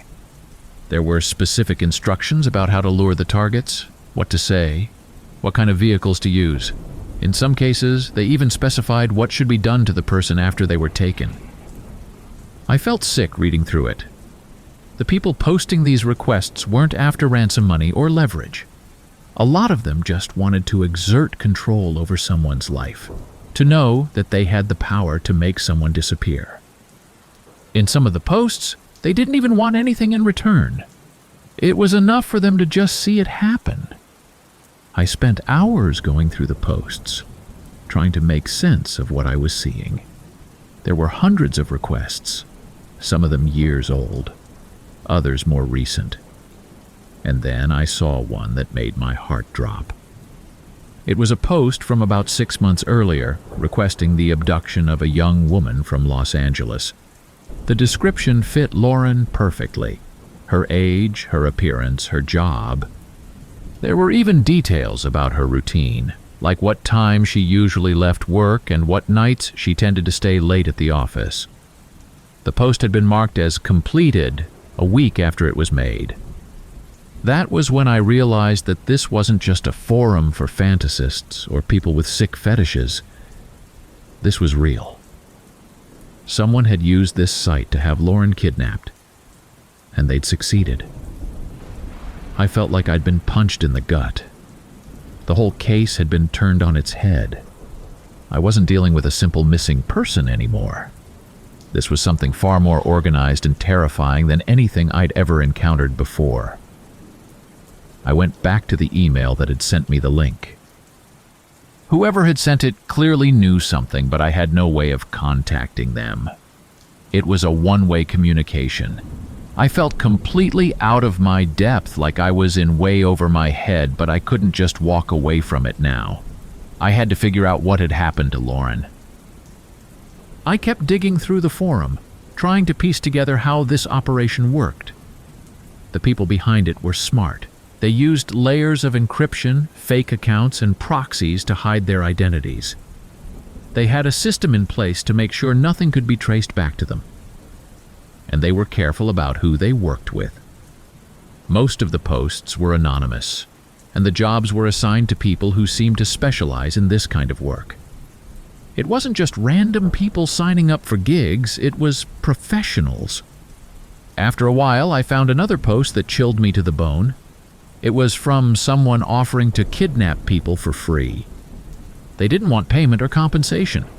They said they got off on the power trip of making people disappear, of knowing they had the ability to alter someone's life forever without leaving a trace. It was clear that this person had done it before and would do it again. I realized then that this wasn't just about Lauren. There were dozens, maybe hundreds of people out there who had been taken by this group. Some of them might still be alive, held somewhere against their will, while others... I didn't want to think about what might have happened to them. I had no idea what to do. I couldn't exactly go to the police with what I'd found. They wouldn't believe me, and even if they did, I had no hard evidence to back up my claims. Everything I'd found was buried in the dark web, and there was no clear trail to follow. I was dealing with people who were professionals at covering their tracks, people who knew how to operate in the shadows. But I couldn't just let it go. I couldn't stop thinking about Lauren, about what she must have gone through. The thought of her being taken by these people, of being held captive somewhere, was unbearable. I felt like I was the only one who could do something, even though I had no idea what that something was. I started trying to track down anyone who might have been involved. I reached out to some contacts I had in the tech world, people who knew their way around the dark web, but no one could help me. Every lead I found was a dead end. The people running this operation were ghosts. They didn't leave a digital footprint and they didn't make mistakes. Weeks turned into months, and I was getting nowhere. I started to wonder if I'd ever find out what had happened to Lauren, or if I was just chasing shadows. I couldn't sleep, couldn't focus on anything else. Every time I closed my eyes, I saw her face. Imagined her trapped somewhere, alone and terrified. Then, one night, I got another email. It was from the same anonymous sender who had given me the link to the forum. This time, there was no message, just a video file attached. My hands were shaking as I clicked on it, terrified of what I was about to see. The video was short, maybe 2 minutes long. It was shot in a dark room, lit only by a single overhead light. In the center of the frame was a woman tied to a chair, blindfolded and gagged. She was struggling against the restraints, but she wasn't screaming. It was like she knew it wouldn't do any good. I recognized her immediately. It was Lauren. I watched in horror as the camera slowly zoomed in on her face. There was no sound, just the faint hum of the light above her. After a few seconds, the video cut to black. That was it. No explanation, no demands, just that single, horrifying image of her sitting there, helpless. I wanted to throw up. The video had been sent to me for a reason, but I didn't know what that reason was. Were they taunting me? Trying to scare me into giving up the case? Or were they trying to show me that she was still alive, that there was still hope? I tried to trace the video, to find out where it had come from, but there was nothing. It had been sent through the same encrypted service as the first email, and there was no way to track it. I was back to square one, with no idea where to go from there. I don't know how much time passed after that. Days, weeks. It all blurred together. I kept waiting for another email, another clue, but nothing came. I felt like I was losing my mind, trapped in this endless cycle of fear and helplessness. I wish I could say that I found Lauren, that I managed to save her from whatever nightmare she was trapped in. But the truth is, I never saw her again. The email stopped, the forum went offline, and I was left with nothing but questions and guilt. To this day, I don't know what happened to her. I don't know if she's still out there somewhere, or if she's gone forever. All I know is that I got too close to something I never should have found. And now I have to live with the knowledge that there are people out there who can make anyone disappear without leaving a trace.